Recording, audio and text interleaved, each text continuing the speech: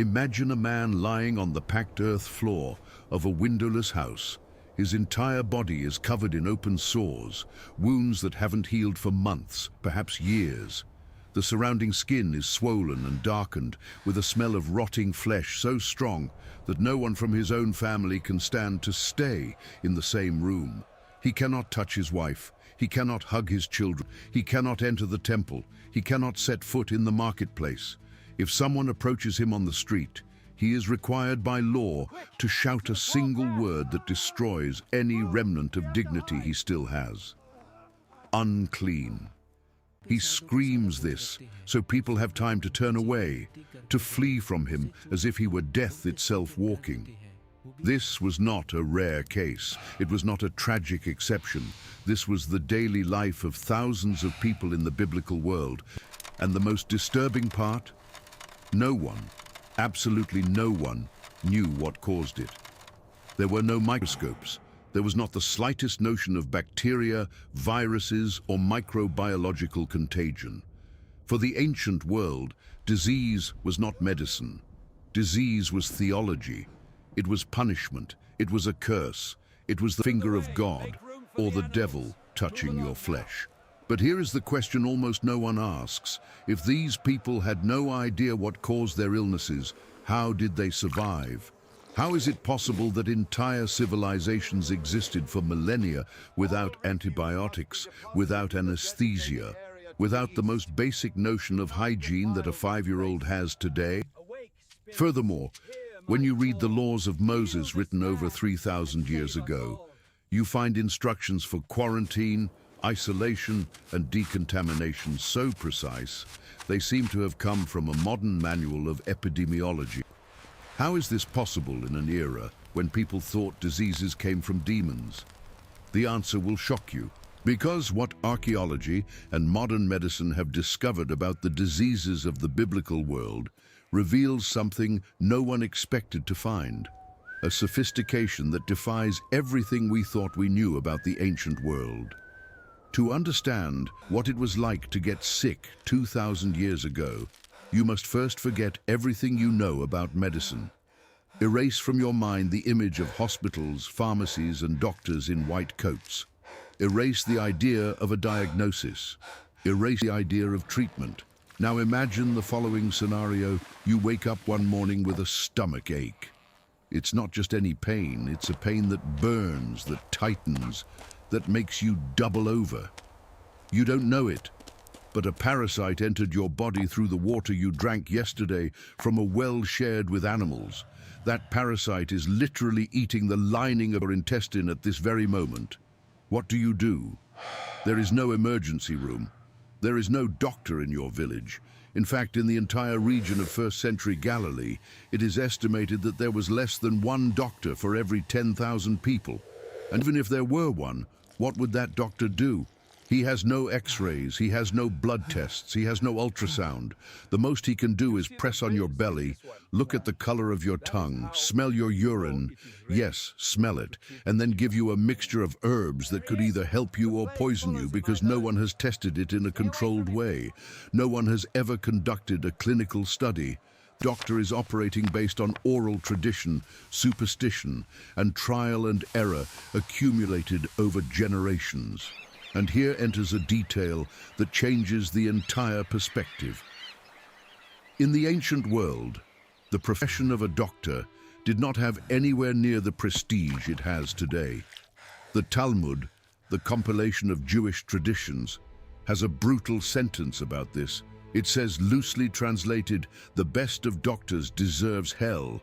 It seems like an exaggeration, but it reflects a deep distrust that the biblical world had toward those who proposed to heal the body.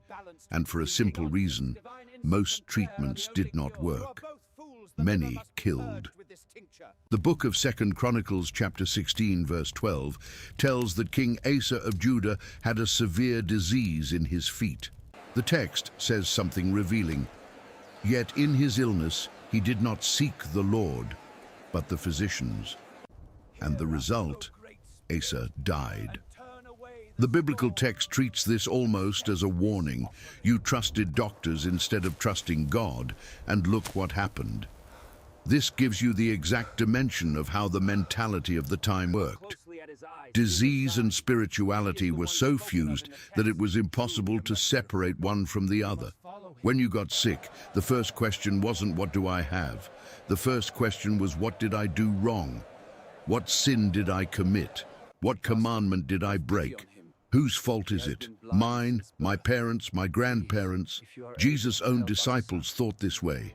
The Gospel of John chapter 9 records a revealing moment. Jesus and his disciples encounter a man blind from birth. And the first thing the disciples ask is, "Rabbi, who sinned, this man or his parents, that he was born blind?" Do you see the logic? For them, blindness from birth could only be explained by sin. Someone messed up. Someone offended God. The disease is the punishment. And Jesus' response completely breaks this paradigm. He says, neither this man nor his parents sinned. In a single sentence, Jesus dismantled centuries of popular theology that treated every illness as divine punishment. But this mentality didn't only exist among the Jews. In ancient Egypt, disease was an attack by demons. In Mesopotamia, it was the fury of the gods. In Greece, Hippocrates, who is considered the father of medicine, tried to separate disease from superstition around 400 BC, but even among the Greeks, most people continued to believe that plagues came from the gods. Homer's Iliad literally begins with Apollo firing arrows of pestilence upon the Greek army. For the entire ancient world, without exception, disease was supernatural. If you believe that God's wisdom is revealed in the most unexpected details of the Bible, comment below. God knows everything. Now let's dive into the real diseases that tormented the biblical world. And to do this right, we must start with the most famous, the most feared, the one that generated more social horror than any other: leprosy, or rather what the Bible calls leprosy. Because here is a twist that most people are completely unaware of. The Hebrew word used in the Old Testament is tsara'at. For centuries, translators translated this word as leprosy, the disease we now call Hansen's disease, caused by the bacterium Mycobacterium leprae. But when modern researchers analyzed the biblical descriptions of Zara'at with medical eyes, they discovered something surprising. The symptoms described in Leviticus chapters 13 and 14 do not correspond to Hansen's disease. Not at all. Hansen's disease causes loss of sensation, muscle atrophy, and deformation of the fingers and face. But what Leviticus describes is different. White spots on the skin, swellings, rashes, hair that changes color, sores that spread or recede. This sounds much more like psoriasis, vitiligo, dermatitis, or even fungal infections. So what was Zara'at really? The most honest answer is, no one knows for sure. What we do know is that it was an umbrella term, a broad category that encompassed several different skin conditions. And the most fascinating thing is that Zara'at did not apply only to people. Leviticus says that clothes could have Zara'at. Leviticus says that houses could have Zara'at. Clothes and houses with greenish or reddish spots that spread. When you read this with modern eyes, do you know what it looks like? Mold, fungi, mildew. The biblical text was describing fungal contamination in fabrics and walls, and it commanded the destruction of the contaminated material or even the demolition of the house if the problem persisted. Think about how absurd that is. 3,500 years ago, long before any human being knew what a fungus was, the Mosaic laws already commanded isolating contaminated material, observing if the contamination spread, and destroying the source if it couldn't be contained. This is Contamination Control Protocol, and it was written on parchment at a time when the rest of the world was rubbing dove's blood on wounds and praying to stone statues. But let's go back to the people, because the social impact of Zara'at was devastating in a way that is hard to comprehend today. Leviticus 13:45 and 46 describes the full protocol. The person diagnosed with Zaraat had to tear their own clothes. They had to let their hair hang loose and disheveled. They had to cover their upper lip like a mask. And they had to live outside the camp, separated from everyone, alone. Visualize this. You are a father. You work. You provide for your children. You go to the temple. You participate in the community. One day, a strange spot appears on your arm. You go to the priest because it wasn't the doctor who diagnosed, it was the priest. He looks, examines, and tells you to stay isolated for 7 days. You come back, the spot has spread. The priest pronounces the sentence, unclean. At that moment, your life is over. Not your biological life, your social life. You are torn from your home, your family, your work, your community, your place of worship. You begin to live outside the walls, usually with other unclean people in miserable conditions. No income, no support, depending on charity. And no one knows for how long. It could be weeks, it could be years, it could be the rest of your life. The second book of Kings, chapter 7, tells the story of 4 men with Zaraat who lived outside the gates of Samaria. The city was besieged by the Aramean army. Inside the walls, there was absolute famine. The text says that a donkey's head was being sold for 80 pieces of silver. Outside the walls, these 4 men lived between 2 horrors, the hunger of the city and the enemy army. And the sentence one of them says is heartbreaking. Why are we sitting here waiting to die? They were so excluded that not even the catastrophe of an entire city starving to death included them. They were invisible, living ghosts. And this is the context that makes Jesus' healing miracles so revolutionary. When Jesus touches a leper in Matthew chapter 8, touches with his hand the skin of a man no one had touched for years, maybe decades, he is not just healing a disease, he is breaking the most insurmountable barrier of that society. Touching was forbidden. It made the one who touched ritually unclean as well. Jesus knew this, and he touched him anyway. Before saying, "Be clean," before the miracle happened, he reached out his hand and touched him. The order of events matters. The touch came first, the healing came after. If this story touched you, give it a like right now. Seriously, the like helps this video reach people who need to hear this. But Zaraat, as terrible as it was socially, was not the disease that killed the most in the biblical world. Not even close. The real terror, the invisible enemy that could decimate an entire city in a matter of days, had another name. Biblical texts call it simply pestilence, in Hebrew, deva. And when you start to investigate what that word really meant, what you discover is so disturbing that it will completely change the way you read the Old Testament. Because the biblical pestilence was not a disease, it was an event, a biological cataclysm that appeared without warning, without visible explanation, and killed on a scale that defies the modern imagination. The book of 2 Samuel chapter 24 records one of the most terrifying episodes in the entire Bible. King David makes the mistake of taking a census of the people, an act the text treats as a sin of pride. And the consequence? God sends a pestilence upon Israel. In 3 days, just 3 days, 70,000 people died. 70,000. To understand the scale, the estimated population of Israel at that time was about 1.5 million people. This means that in 72 hours, almost 5% of the entire nation was eliminated. If something like this happened in the US today, it would be equivalent to more than 16 million deaths in a single weekend. The text says that an angel with a drawn sword hovered over Jerusalem, ready to destroy the entire city when God commanded him to stop. "It is enough," said the Lord. The angel was at the threshing floor of Araunah the Jebusite, and it was exactly there that David built an altar, and later Solomon built the temple. The place where death stopped became the most sacred place in Israel. Think about that. The temple in Jerusalem was literally built on the exact spot where a plague ceased. But what was this pestilence after all?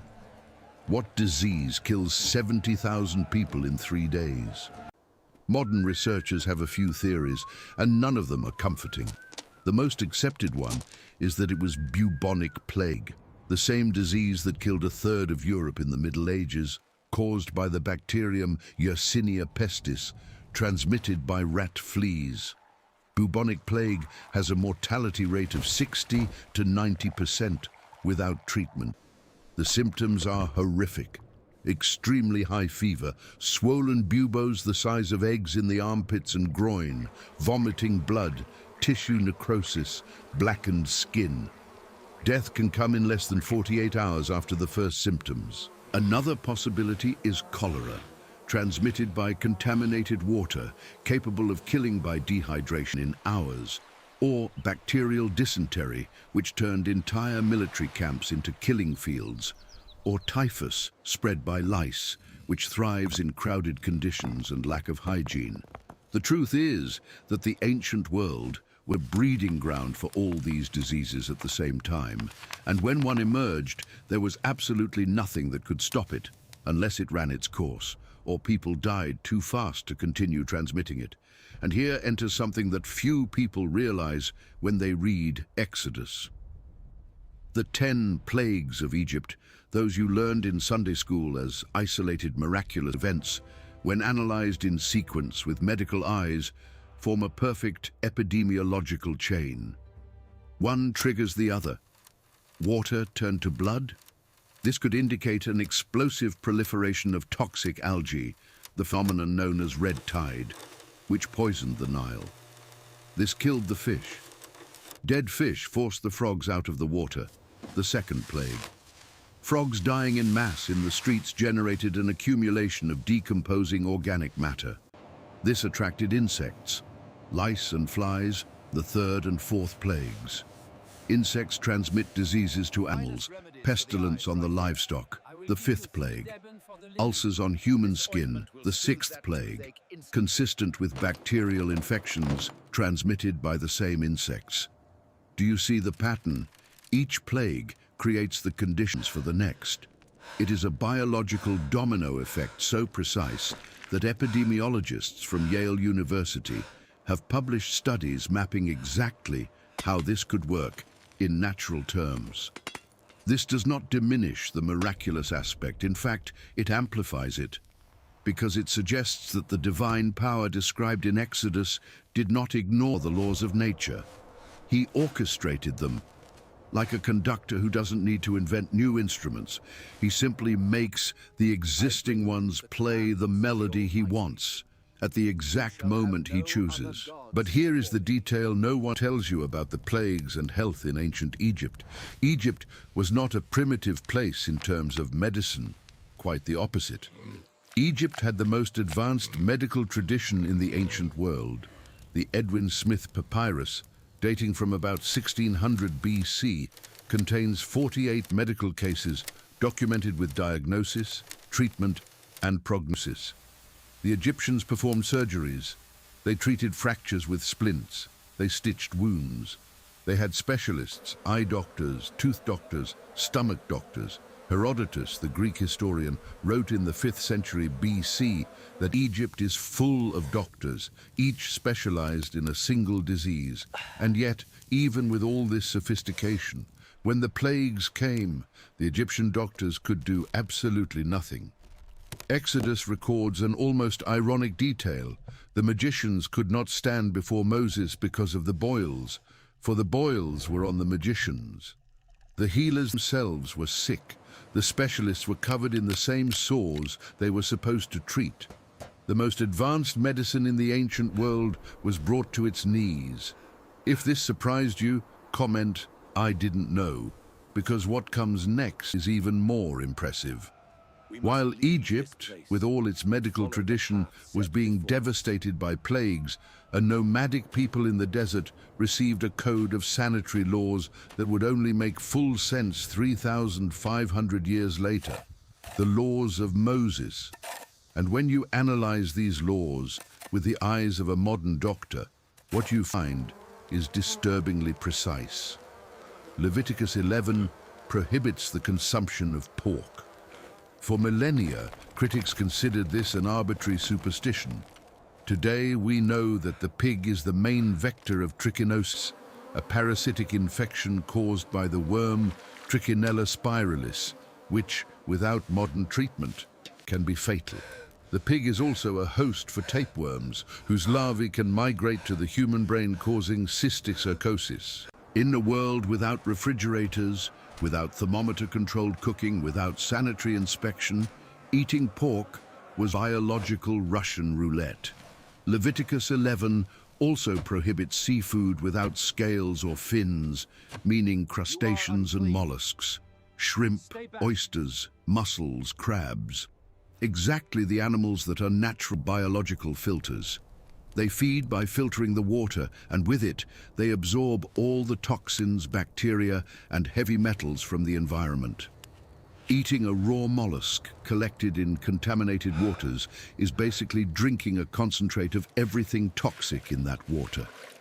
Without refrigeration, in a hot climate region like the Middle East, the risk of severe food poisoning was enormous.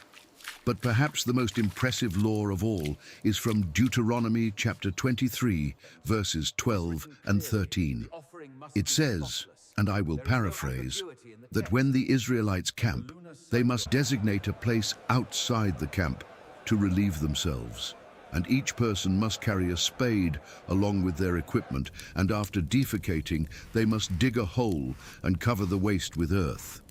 Seems obvious, right? Seems like common sense. But it wasn't. It wasn't obvious to anyone at that time.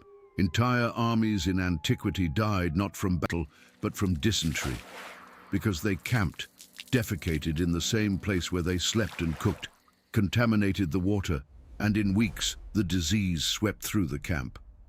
In the American Civil War, this is the 19th century, more than 3,000 years after Moses, for every soldier who died in combat, 2 died from infectious diseases caused by poor sanitation in the camps, and the Mosaic text, written in the Bronze Age, already commanded burying waste outside the camp. Numbers 19 prescribes something even more extraordinary. When someone touched a corpse, they were to be considered unclean for 7 days.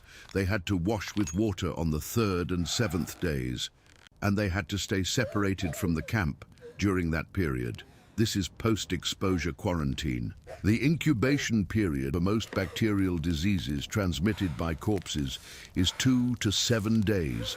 The Mosaic protocol covered exactly that window. And the washing of hands. Leviticus prescribes hand washing and a full bath after touching dead bodies, after contact with bodily secretions, after contact with sick people.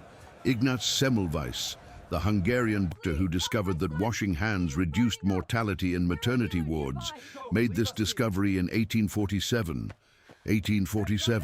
He was ridiculed by the medical community, called a madman, and died in a mental asylum. It took the scientific community decades to accept that he was right, and the text of Leviticus had already prescribed washing after contact with biological contaminants 3.5 millennia earlier. Now, I need to be honest here. The biblical text does not explain the why of these laws. It doesn't talk about bacteria. It doesn't talk about microbiological contamination. The justification given is purely ritual, that you may be holy, for I am holy.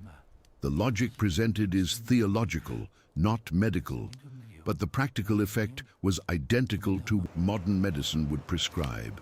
And this raises a question that bothers skeptics and fascinates historians. How is it possible that a code of laws written by nomads in the desert contains epidemiological principles that the civilized world would only discover millennia later? But if the laws of Moses offered remarkable protection against contagion, that didn't mean people didn't get sick. They did, a lot. And what happened when they did? The treatments, the remedies, the available medical procedures was something that would make any modern person grateful to have been born in the 21st century. Because what passed for medicine in the ancient world could be as dangerous as the disease itself. Let's start with what the doctors of the ancient world had at their disposal. Imagine you live in Jerusalem in the year 700 BC. You wake up with an unbearable headache, a fever that won't break, a wound on your arm that is turning red, swollen and hot to the touch. What do? There is no hospital, there is no pharmacy, there is no emergency room. What exists are healers, a mixture of priest, herbalist and, in many cases, charlatan. And the available therapeutic arsenal was a bizarre combination of things that worked by pure chance, things that did absolutely nothing, and things that could kill you faster than the original disease. The Ebers Papyrus, one of the oldest medical documents ever found, written in Egypt around 1550 BC, contemporary to the period when the Israelites were supposedly in Egypt, lists more than 800 medical recipes. Some are surprisingly reasonable. Honey for wounds, for example. Today we know that honey has real antibacterial properties. It produces hydrogen peroxide in low concentrations, and its high sugar concentration dehydrates bacteria through osmosis. Manuka honey, used in modern hospitals, works by the exact same principle that an Egyptian healer applied 3,500 years ago without having the slightest idea why. But alongside these recipes that worked, there were others that make your blood run cold. The same Ebers Papyrus recommends for a headache a mixture of crushed catfish skull with snake fat, boiled and applied to the forehead. For baldness, an ointment made with fat from a hippopotamus, crocodile, cat, snake, and mountain goat, mixed in equal parts. For eye infections, and eye infections were epidemic in the ancient world because of flies, sand, and lack of hygiene, the recipe included bat excrement mixed with honey. You read that right, bat feces in the eyes to treat an infection. It's like trying to put out a fire by throwing gasoline on it. And the most disturbing thing is that this wasn't the medicine of primitive peoples. This was the most advanced medicine on the planet at that time. The Egyptians were at the top of the chain. What was done in other cultures was often worse. In Mesopotamia, the cradle of civilization, medical tablets found in Nineveh reveal that the primary treatment for most diseases was exorcism. I'm not speaking metaphorically. Literally, the Mesopotamian doctor, called an ASU, worked alongside the exorcist, the Ashipu, and often they were the same person. The diagnosis consisted of identifying which demon had invaded the patient's body. Disease was not seen as a biological dysfunction, it was possession, spiritual invasion, and the treatment was to expel the invader. How? With incantations, with amulets, with fumigation. They burned substances around the sick person so the smoke would drive away the demon. Sometimes they tied a live goat next to the patient so the demon would jump into the animal. Then they killed the goat. And if the patient died anyway, the conclusion was not that the treatment had failed. It was that the demon was too powerful, or that the patient had hidden sins that prevented the healing. And it was in this world that the Israelites lived, surrounded by cultures that treated disease with magic and exorcism, and that's exactly why certain biblical passages gain a completely different weight when you understand the medical context of the time. The book of 2 Chronicles, chapter 16, verse 12, tells the story of King Asa of Judah. Asa reigned for 41 years. He was considered a good king for most of his reign, but at the end of his life, he developed a severe disease in his feet. The text says the disease was exceedingly great. Many scholars believe it was gangrene, possibly caused by diabetes, possibly by peripheral vascular disease, the feet slowly rotting.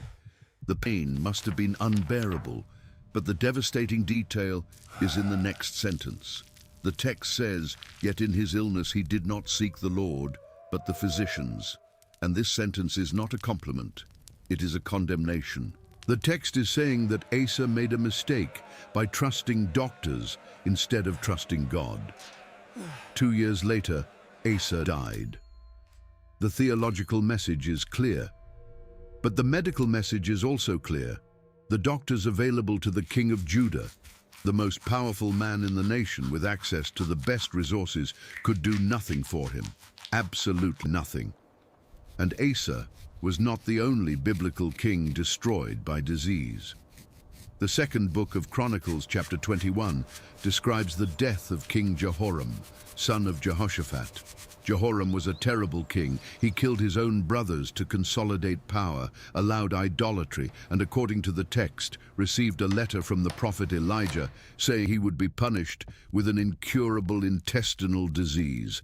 And that is exactly what happened. The text says that his intestines came out because of the sickness, and he died in great agony. His intestines came out.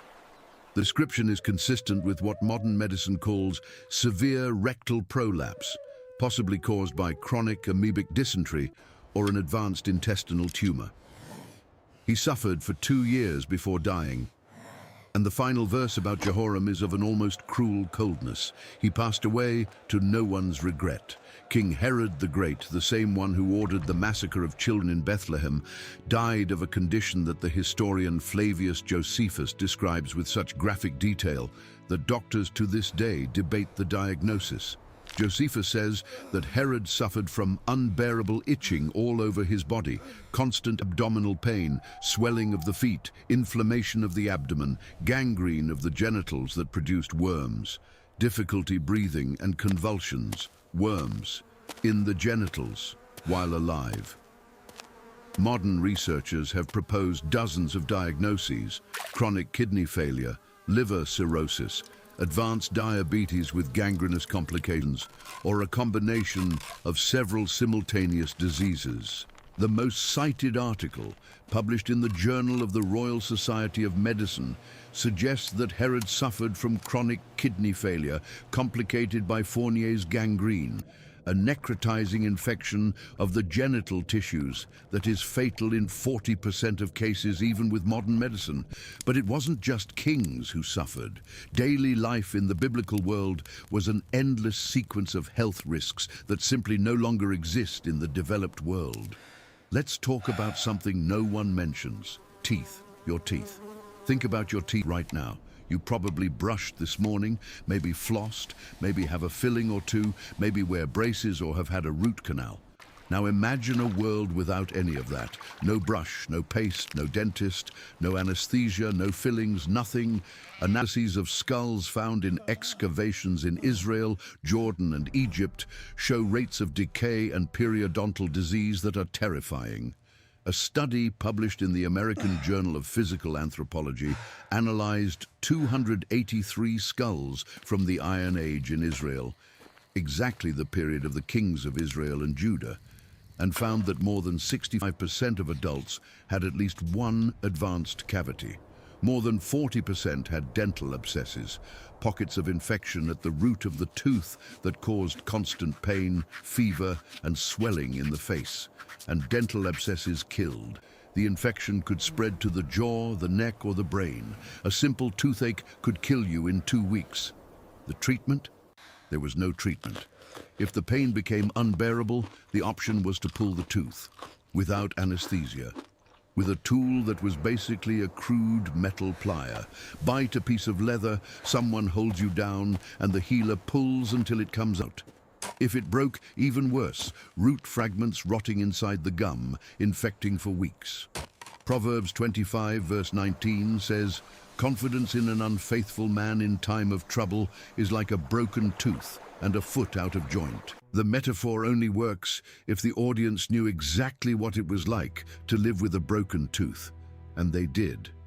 Everyone knew, because almost everyone had one. And if teeth were already a torture, imagine something even more common, even more lethal, and even more ignored by most preachers and teachers: intestinal parasites. Because they were everywhere, absolutely everywhere. In 2014, archaeologists from the University of Cambridge published a study that analyzed soil samples collected from latrines and cesspits from archaeological sites across the Middle East, dating from 2000 BC to the Roman period. What they found was a microscopic gallery of horrors. Eggs of Ascaris lumbricoides, the roundworm, which can grow up to 14 inches inside the human intestine.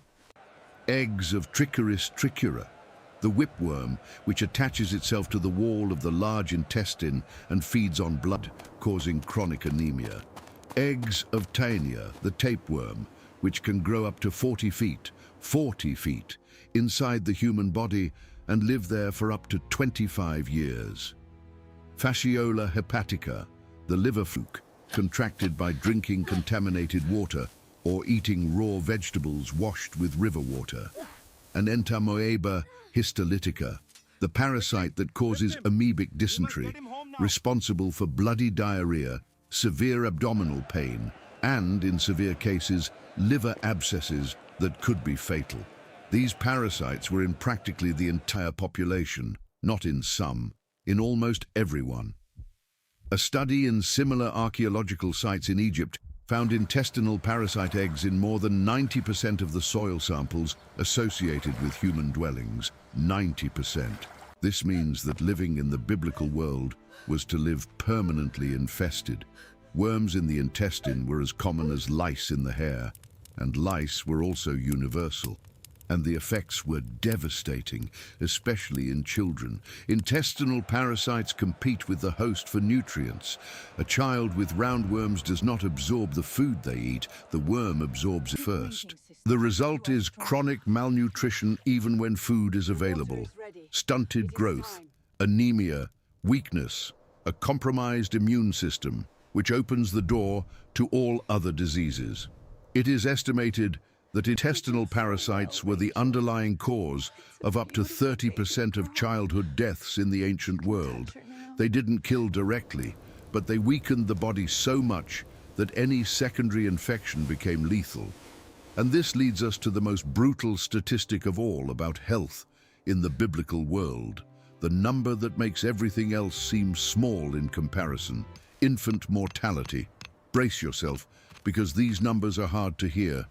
Demographic studies based on analyses of ancient cemeteries in Israel, Jordan, Egypt, and Mesopotamia show that approximately 30 to 40% of all children born in the ancient world died before reaching age 5, 1 in 3, sometimes 2 in 5.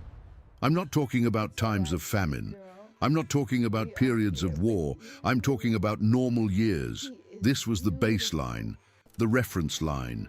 Being born was already a lottery that almost half of the children lost.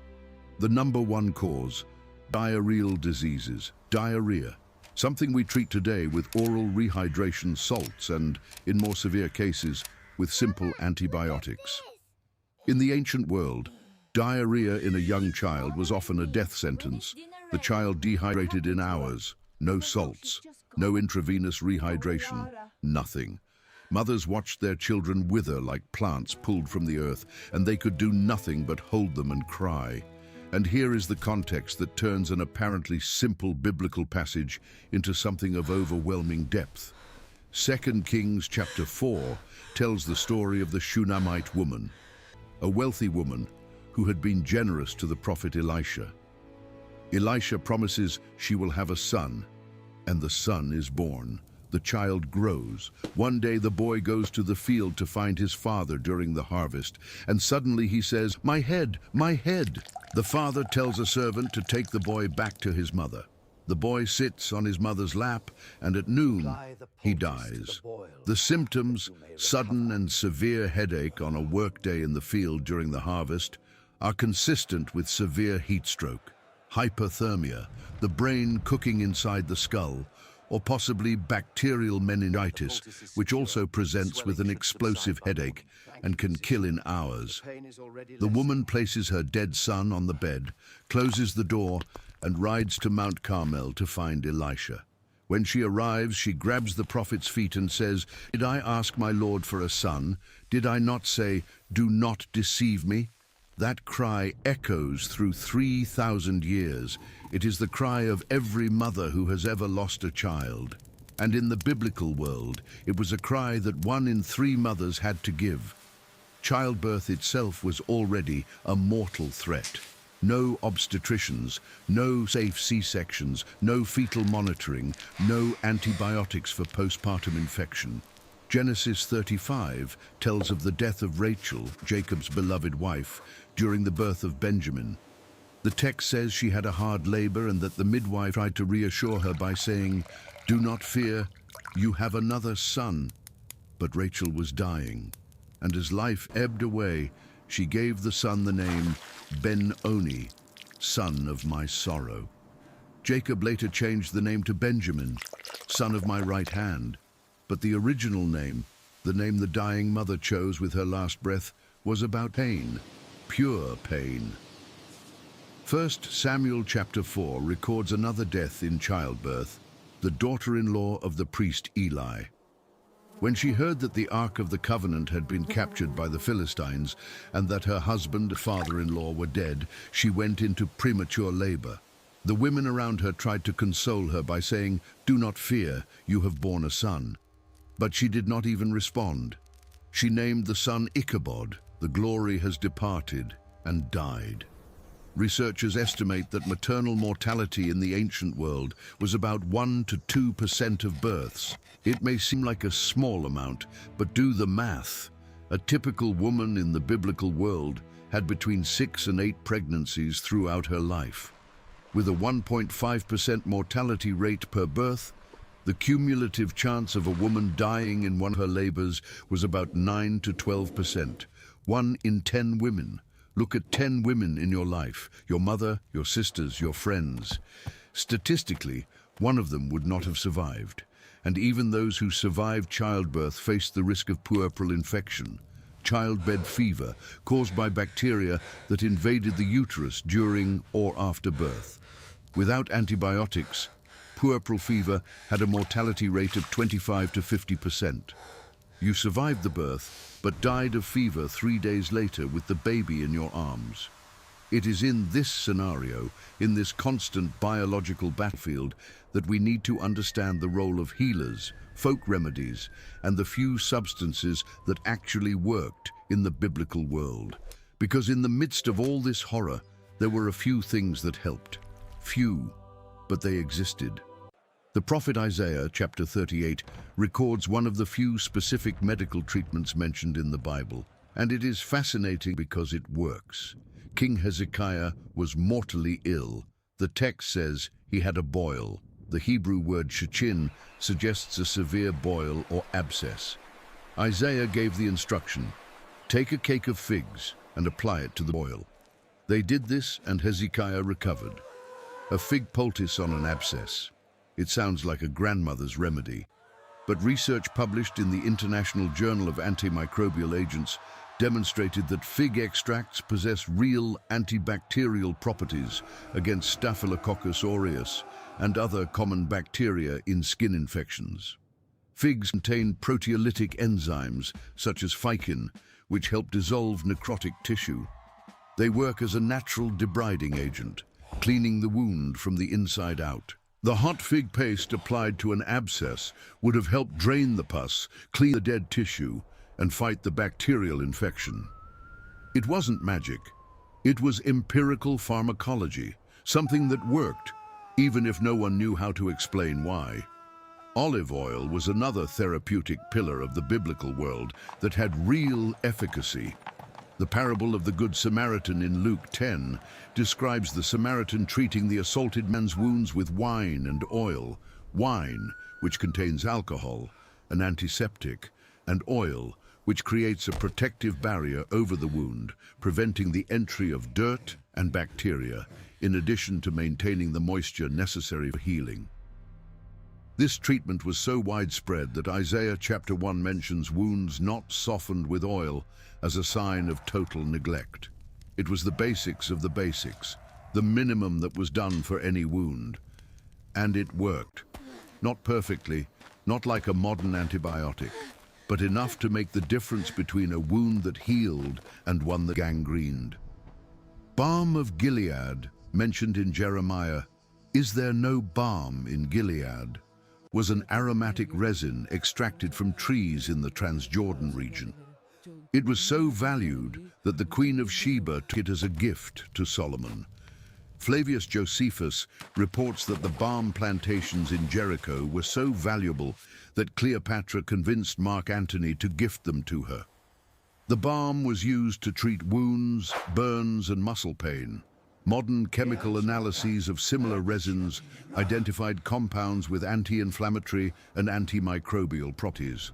It wasn't a panacea, but it was something real in a world where almost everything was a placebo or poison. But these successes were tiny islands in an ocean of unanswered suffering. For every wound that healed with oil, there were dozens that infected and killed. For every abscess drained with figs, there were hundreds that spread through the bloodstream and caused sepsis, death by generalized infection with extremely high fever, delirium, and organ failure. And the person died in agony without anyone around being able to even name what was happening inside their body. And it is exactly this helplessness, this total impotence in the face of disease, that explains something that modern reading of the Bible frequently ignores. The reason why healing was the most important miracle, not the multiplication of loaves, not walking on water, not calming storms, healing. The Gospels record more healing miracles than any other type of miracle, and now you understand why. Because in that world, disease was not an inconvenience. It was existential terror. It was the most present, most unpredictable, and most implacable force of daily life. It could take your child in one night. It could expel you from your community in 1 week. It could turn a powerful king into a corpse covered in worms. And no one, no doctor, no priest, no king, could do anything about it. So when someone appeared and healed, really healed, instantly, completely, the impact was not just spiritual, it was civilizational. It was a rupture in the natural order of things so radical that people didn't know how to process it. Mark chapter 2 says that when Jesus healed a paralytic in Capernaum, the crowd was amazed and said, "We never saw anything like this. We never saw anything like this." In a world where seeing someone die of disease was daily life, seeing someone be healed instantly was unimaginable. But there was a category of suffering in the biblical world that was even more terrifying than physical illness, because it didn't attack the body, it attacked the mind. Mental illnesses in the ancient world had no name, they had no diagnosis, they had no treatment, and above all, they had no natural explanation. If you broke your leg, everyone understood. You fell, the bone broke. If you had a fever, popular logic said something entered your body, some bad air, some impurity. But if you suddenly started talking to yourself, screaming for no reason, throwing yourself on the ground, mutilating yourself, not recognizing your own family, what did the people around you conclude? That something had taken over you from the inside. Something invisible, something with its own will. Evil spirits, demons, possession. And before you dismiss this as primitive superstition, understand what these people were actually seeing.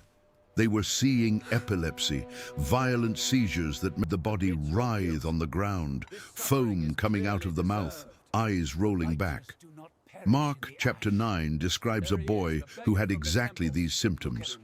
The father tells Jesus that a mute spirit seizes his son, throws him to the ground. He foams at the mouth, gnashes his teeth, and becomes rigid. He says the spirit had already thrown him into the fire and the water, meaning the seizures happened at random moments, causing burns and near drownings. The father says this has been happening since childhood. The description is a textbook case of generalized tonic-clonic epilepsy. Perfect, precise, clinically flawless. But no one in the first century knew what epilepsy was. What they saw was a boy being destroyed by something they couldn't see, couldn't touch, and couldn't stop. They were seeing schizophrenia, the fragmentation of the mind into voices that others do not hear, visions that others do not see, a parallel reality inhabited only by the sick person. The Gerasene demoniac in Mark chapter 5 is perhaps the most detailed case of mental illness in all of ancient literature. He lived among the tombs. He cried out night and day. He cut himself with stones. He was so violent that not even chains could hold him. The text says he tore the chains apart and broke the shackles. When Jesus asked his name, he replied, "My name is Legion, for we are many." The fragmentation of identity, self-harm, isolation, superhuman strength in episodes of crisis, fragmented speech, and the sensation of housing multiple entities within oneself. To a modern psychiatrist, the picture is recognizable. To the people of that time, it was absolute horror. A human being whose interior had been invaded and conquered by dark forces, and they were seeing severe depression, what the Bible describes as an evil spirit that tormented King Saul. 1 Samuel chapter 16 says that the Spirit of the Lord departed from Saul, and an evil spirit tormented him. The result? Saul had fits of uncontrollable rage, constant paranoia. He pursued David for years, convinced he was conspiring to take his throne. He had episodes of weeping. He made erratic decisions. And in one of the most revealing episodes, he tried to kill David with a spear, while David was playing the harp to calm him. Music therapy, using music to relieve mental torment, is perhaps the first psychiatric treatment recorded in human history. And it worked partially. The text says that when David played, Saul would be refreshed and be well, and the evil spirit would depart from him. But the relief was temporary. The spirit always returned. Exactly how chronic depression works, periods of improvement followed by brutal relapses. Saul's tragedy ends on Mount Gilboa, where, defeated in battle and surrounded by enemies, he falls on his own sword. Suicide. The final outcome of untreated mental illness in a world that had no tool to treat it. And it is here that we need to talk about something that is not in the medical diagnoses, but that was as real and as lethal as any bacteria or parasite: the stigma. Because the biblical world not only did not treat mental illnesses, it punished those who had them. The mentally ill person was expelled. They lived among the tombs because they could not live among the living. They were chained because they were considered dangerous. They were considered unclean, cursed, rejected by God. And this belief that disease was divine punishment was not limited to mental illness. It permeated everything. Job's friends spent entire chapters of the oldest book in the Bible arguing that Job's tumors, losses, and suffering were the consequence of some hidden sin.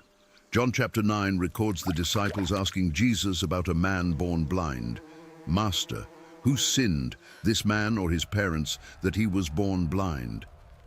The question reveals the universal assumption of the time. Someone sinned, always. Disease is punishment, always. And Jesus answered something that destroyed this logic. Neither this man nor his parents sinned. 5 words that demolish centuries of retribution theology.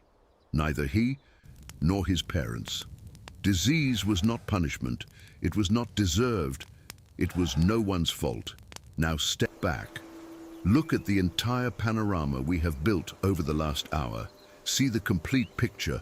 A world where 1 in 3 children died before age 5, where 1 in 10 women died in childbirth, where life expectancy was 35 years, not because people couldn't grow old, but because so many died young that the average plummeted, where parasites lived inside practically the entire population, where a toothache could be a death sentence, where leprosy expelled you from society forever, where a simple skin infection could turn into gangrene and kill you in days, where mental illness turned into a prisoner chained among tombs, and where the only answer most people received was, "You must have sinned."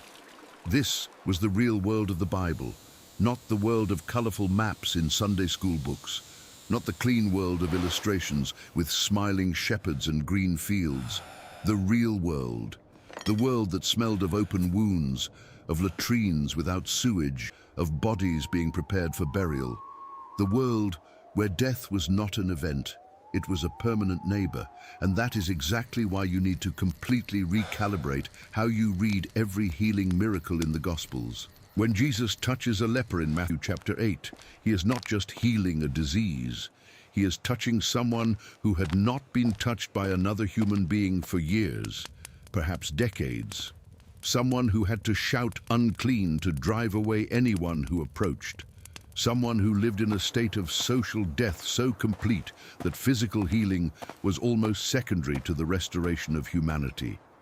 When he heals the woman with chronic bleeding in Mark chapter 5, 12 years of bleeding, 12 years of ritual impurity, 12 years spending everything she had on doctors who solved nothing, he is not just stopping a hemorrhage. He is giving her back 12 years of stolen life. He is saying she can go back home, to the synagogue, to the community, that she can be touched again, that she can live again. And when he says to the paralytic of Capernaum, "Get up, take your mat and walk," in a world without wheelchairs, without accessibility ramps, without social assistance, where a paralytic was completely dependent on charity of others and lived one step away from beggary and hunger, he is not just restoring mobility, he is restoring existence.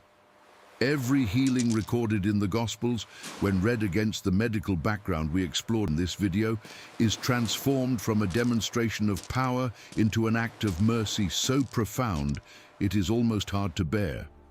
Because now you know what those people were living through before the miracle. You know how long they had suffered. You know how many healers they had visited without result. You know what the surrounding society said about them, that they deserved it, that they had sinned, that they were being punished, and someone appeared and said, "No, you do not deserve this. This is not punishment. Get up." And now for the reflection you need to take with you when you close this video. We live in a world that those people could not even imagine. You have at home, at this moment, things that would have been considered absolute miracles in the biblical world. Ibuprofen, a pill that makes the pain disappear. Antibiotics, substances that kill infections that would have killed you in a week. Treated water, clean, coming out of a faucet, without parasites, without bacteria, without amoebas. Vaccines, injections that make your body become immune to diseases that exterminated entire cities. Anesthesia, the ability to be operated on, cut, opened, and feel nothing. Infant mortality in the developed world today is less than 0.5%. In the biblical world, it was 40%. Global life expectancy today is 73 years. In the biblical world, it was 35. We live, literally, in the world the prophets dreamed of. Isaiah 35 describes the Messianic era as a time when the eyes of the blind shall be opened, the ears of the deaf unstopped, the lame shall leap like a deer. Ophthalmology, hearing aids, orthopedic prostheses. We are there, not by the route the prophets imagined, perhaps, but we are there. And there is something disturbing in this realization. Because we have all this and we don't notice it. We take an antibiotic without thinking about the fact that 100 years ago, the infection it cures would have killed us. We bathe our children with treated water without thinking about the mothers who lost theirs because the river water had parasites. We go to the dentist to complain about a filling without thinking about the man in the 1st century who died because a dental abscess infected his brain. We live surrounded by medical miracles and call them routine. And perhaps the greatest value of looking back, of understanding what it was really like to live in the world of the Bible, is not academic. It is not historical, it is existential. It is realizing with a clarity that cuts to the bone that what we have is not normal. It is not guaranteed. It is not permanent. It is extraordinary. It is fragile. And it is recent, so recent that your great-grandparents were born in a world that still looked more like the biblical world than yours. The next time you read about healing in the Bible, don't read it with the eyes of someone who has a pharmacy on the corner and a hospital 20 minutes away. Read it with the eyes of someone who has nothing, of someone who lives with worms in their gut and abscesses in their mouth, of someone who has already lost 2 children before age 5 and is pregnant with the 3rd without knowing if she survives the birth, of someone who knows that her husband's cough could mean that in 3 weeks she will be a widow. Read with those eyes, and then, only then, will you understand why crowds walked for days in the desert to get close to someone who healed. Why mothers broke through roofs to lower their paralytic sons.